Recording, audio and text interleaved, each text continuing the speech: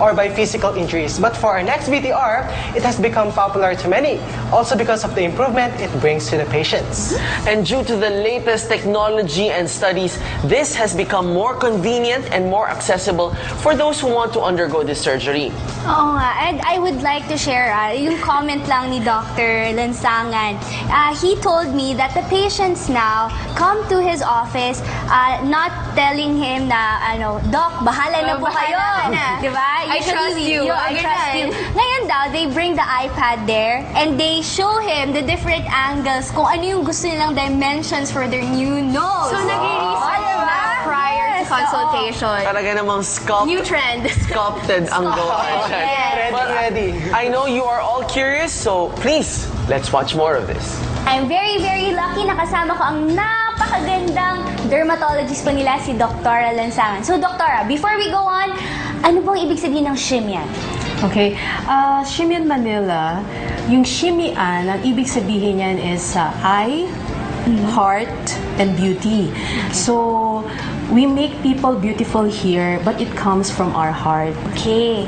So, Doktora, ano po yung mga binibigay yung services to your clientele? The latest technology in lasers that will make you flawless, to have a beautiful skin, and para makita mo lahat yan, itutur kita, Cathy, sa aming center. Ayun. Okay, Cathy, ito ngayon yung latest mosaic fractional laser namin.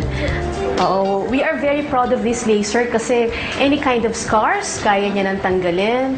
Yung wrinkles, for those patients who don't like Botox, kaya niya. And after 2 to 3 days, flaking lang siya.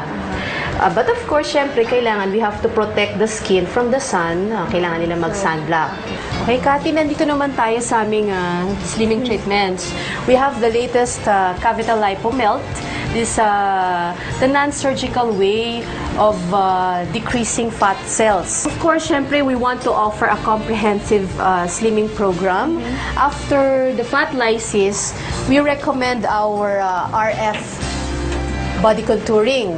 This one naman, syempre kapag nawala yung fat natin, magsasag yung skin. So, we recommend this machine naman for tightening. Tightening. Okay. This is not only good for the body parts, it's also good for the face. At saka yung mga televiewers natin na may mga double chin. So, it can also tighten the face and the neck. And then, laser po ba siya or? It's an RF technology. RF, okay. So this one has heat to tighten the skin.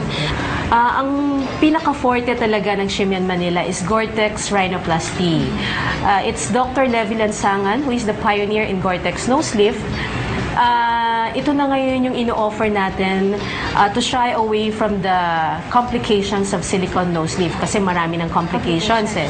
So, of course, advancement of science, we want to introduce the safer way, worry-free, without rejection, the Gore-Tex nose lift. So, Cathy, ipapakilala kita kay Dr. Levi Lansangan. Okay.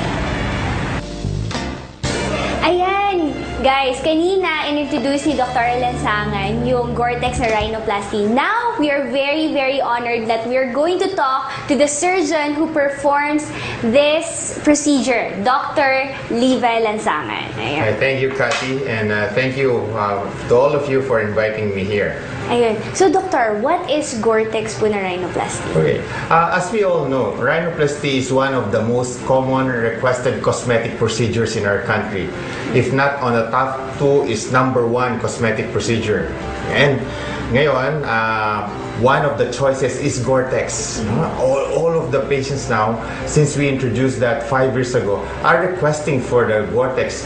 Ay, yung tanong nila, Doc, ano ba yung Gore-Tex implant? Okay? The classical rhinoplasty kasi uses silicone. And as we all know, silicone is a form of a foreign body. It's always treated as a foreign body. Our body, it encapsulates this. So, the tendency for rejection, migration, and contracture formation is very high. So that's why experts, they have made a lot of short-term and long-term studies. They don't recommend using this. They recommend a form of a porous material, which is Gore-Tex. Okay, Gore-Tex was introduced initially for heart and pulmonary bypass operation, but due to its advantages, wherein our tissues grow into and around the implant, it has been approved for cosmetic purposes. So the patient, even though after surgery, so after gumaling yan, after 1 week or 2 weeks, she or he can resume her normal activities. And mind you, Katia, even contact sports, there's no inhibition in its activities.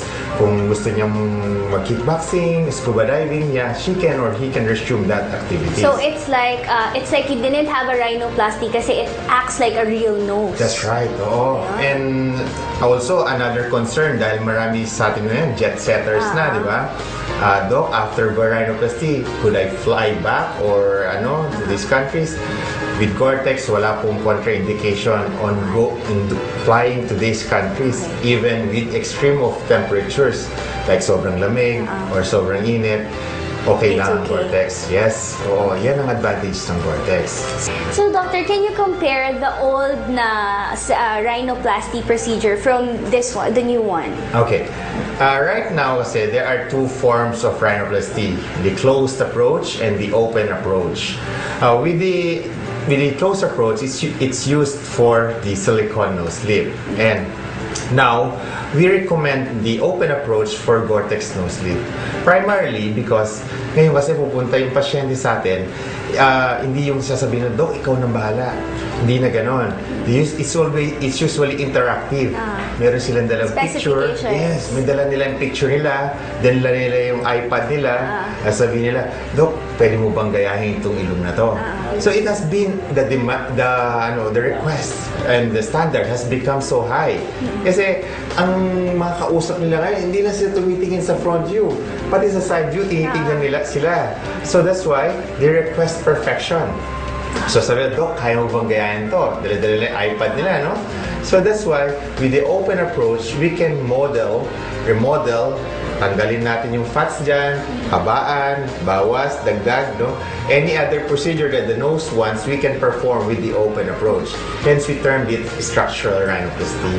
Tapos, Doc, what is yung healing time? Diba? Kasi, diba, maglalagay tayo ng implant sa Gore-Tex. Hindi naman kaagad mag-grow yung tissue. So, around how long? Okay, the operation time is around 2 to 3 hours. It's a little bit longer as compared to the traditional rhinoplasty. It's under monitored anesthesia care. It has been deemed as the safest form of anesthesia. So it's painless. Pagkatapos ng procedure, immediately up and about na yung pasyente. He or she can even drive her own car going home. No? And then the healing time is 6 days. We remove the stitches, and then after 2 weeks, she can resume already her normal activities like jogging, no, lifting of minimal weights. Until 3 months, normal na yan. Kasi tigas na ng normal bone. So, full activity after 3 months. So, hindi naman po magkakaroon ng parang scars na makikita visibly kasi di ba may stitches? Oh, yes. So, yung scar is not evident because we hide them conspicuously sa mga areas na nakatago sa katawan. And strategic positioning. Yes. At saka yung sa umpisa naman, wala naman kasing tumitingin na pailalim sa pasyente, di ba? So, nakatago lahat yan. Okay. Trust me, wala silang makikita ang scar dyan. Wala silang makikita. Wow, Doktora, ang ganda pala talaga ng facilities nyo here, and it's really talaga at the top of the technology line talaga. Kumbaga, bago kung bago, no? So thank you very much, po, Kathy. Hope to see you here and try our services. Oo, susubukan ko nga yan. So, thank you to Getlod for sponsoring my clothes. And this is Kathy for Chinoy Style. Mukhang padugo ng padugo at palalim ng palalim ang mga usapan. But don't change that channel because there's so much more to learn only here on Chinoy TV!